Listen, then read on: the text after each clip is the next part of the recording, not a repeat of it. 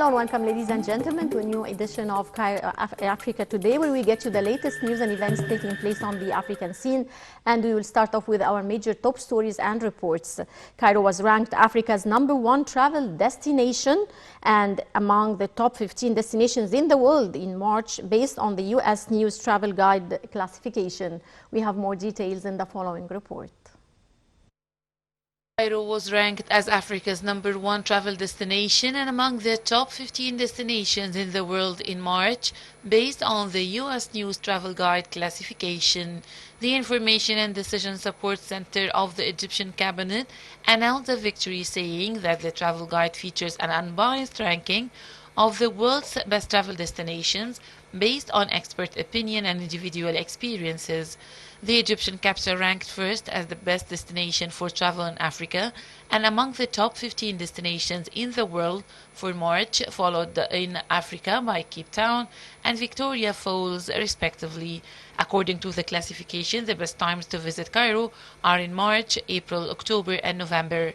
The guide featured Cairo's best tourist destinations, including Coptic Cairo, which is the most famous for the Hanging Church, which was established in the 9th century, as well as the Islamic Cairo.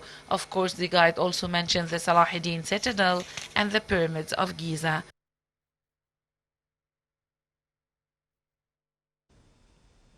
Welcome back, dear viewers, and we're delighted to be joined over the phone by Dr. Ashraf Singer, Professor of International Relations. Good afternoon, sir, and thank you for joining us.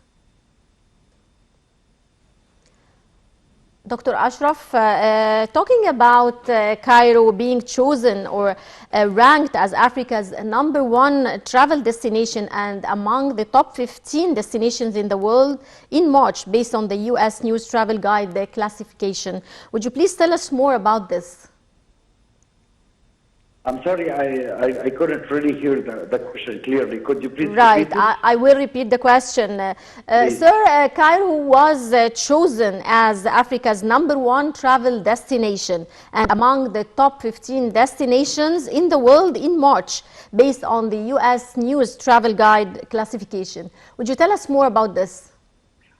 This is pretty expected, and for different reasons. You know, that degree of stability that President Sisi achieved in Egypt one time ago since he came to the office, this is pretty accurate with the, you know, all the data that we really following all over the world, that Egypt is pretty stable, secure, can really open its doors for all foreigners that can really enjoy Egypt sun in winter, beaches, enjoy the you know the Egyptian civilization.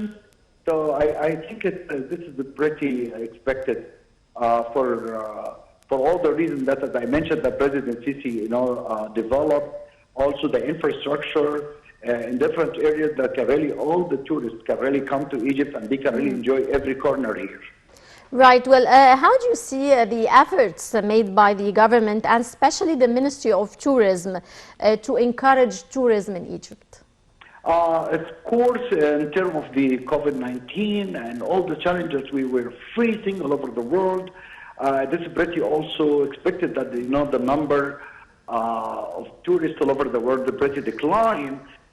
But we cannot really deny that efforts by the the Ministry of Tourism in Egypt, they are doing great job in terms of attracting all the foreigners to come to Egypt, and they actually utilize all Egyptian embassies all over the world to give like a hint what is going on in Egypt, and also I remembered, the developing where it occurred and improving the infrastructure of hotels. It was really significant in different areas. But I would like also to shed light on a specific area like Sharm el-Sheikh, Marsa Alam, these new places that, the number of people is pretty, small over there. So in terms of being aware of the COVID-19 and try to avoid many people around, the tourist guys, I think it's pretty attractive, and I think the Minister of Tourism so far served it. Right. Well, given the importance of tourism for jobs and foreign currency, what are the main obstacles facing tourism in Egypt now? Yeah, this is very good question and hard. Basically, would like to compare Egypt as a industry compared to Spain, all of your neighbors in the region, and we would like to learn from their experience. Egypt, of course, has its own experience to come over the number of obstacles facing this industry. Of course, we need improve that level of training. Of course, the Egyptian people, they are very nice to meet foreigners. They are very humble, but this is not enough. We need really to create new tools, the way to increase the number of foreigners to come to Egypt. And I think this would need, I would say, a collective action by different ministers. But the most important so far, the security. So yes. basically, yes. I think Egypt achieved this, and we look forward, to see many foreigners to come to Egypt and to build the Egypt economy.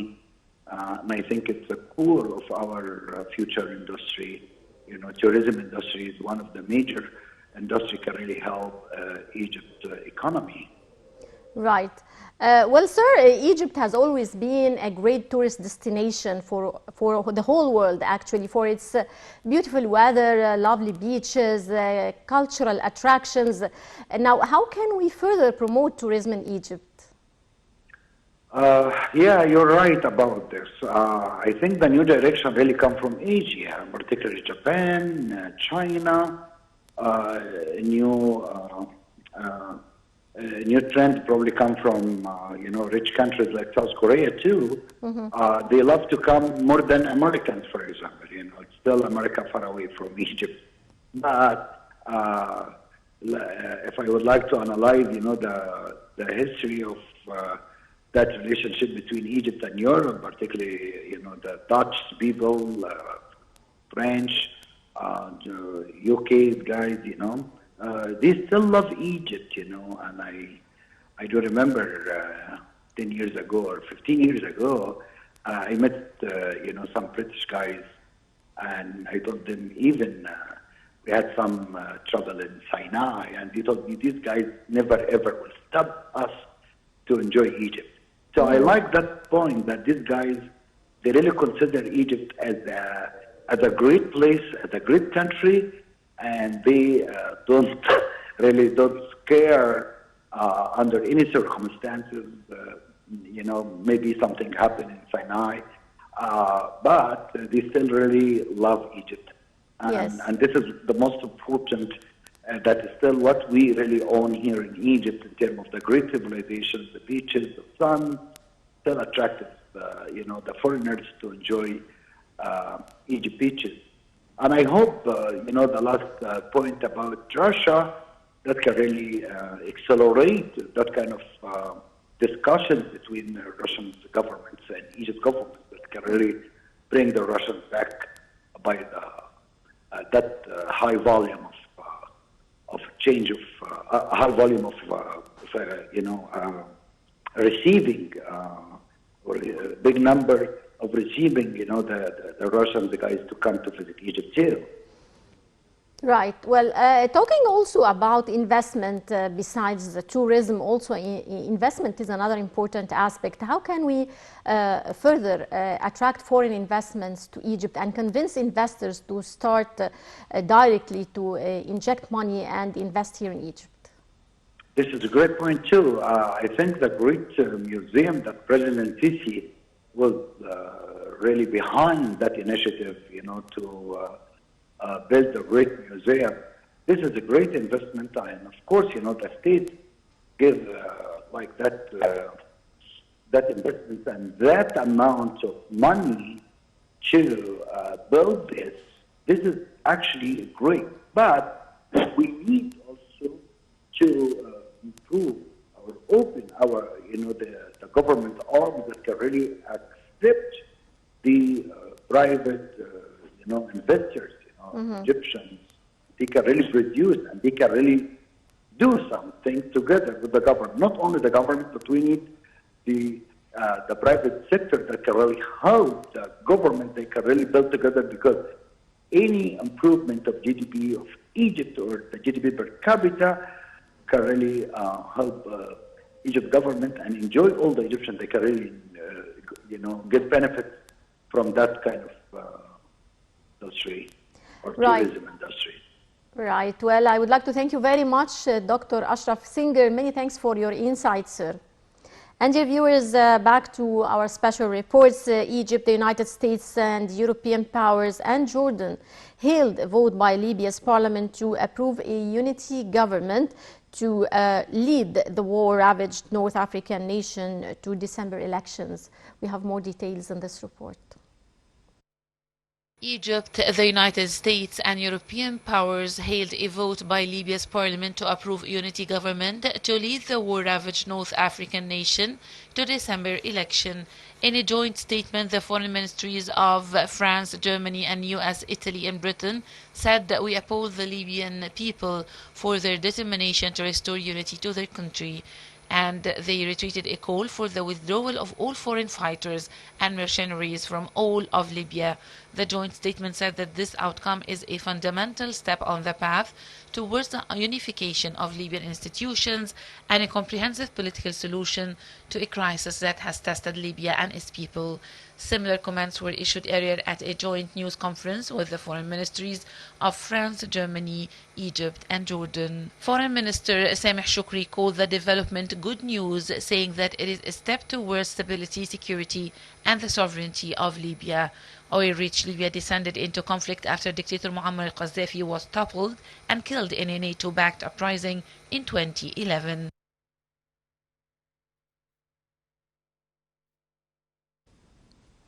Welcome back, dear viewers, and moving on to COVID-19 cases. Africa is poised to surpass 4 million COVID-19 infections this week since the continent's first confirmed case in February 2020. The year-long battle against the virus has also claimed over 106,000 lives. More details. The number of COVID-19 infections in Africa is closing in on the 4 million mark as countries tightened efforts to tackle new waves of the virus. According to the Africa Centers for Disease Control and Prevention Africa CDC, the continent has reported almost 4 million cases with 106,000 deaths. Many countries on the continent have already rolled out their COVID-19 vaccination companies, focusing on frontline healthcare workers, essential workers and the elderly. South Africa is the hardest hit country in Africa, having announced 1,500,000 infections and 51,000 fatalities. Its caseload is more than 3 times higher than the tally reported by Morocco, is the second highest national virus load in Africa. Apart from the two, 7 other African countries have recorded more than 100,000 COVID-19 cases, while a total of 13 countries have reported more than 1,000 virus-related fatalities. With the introduction of the vaccines, Africa hopes to slow down further spread of the virus and death.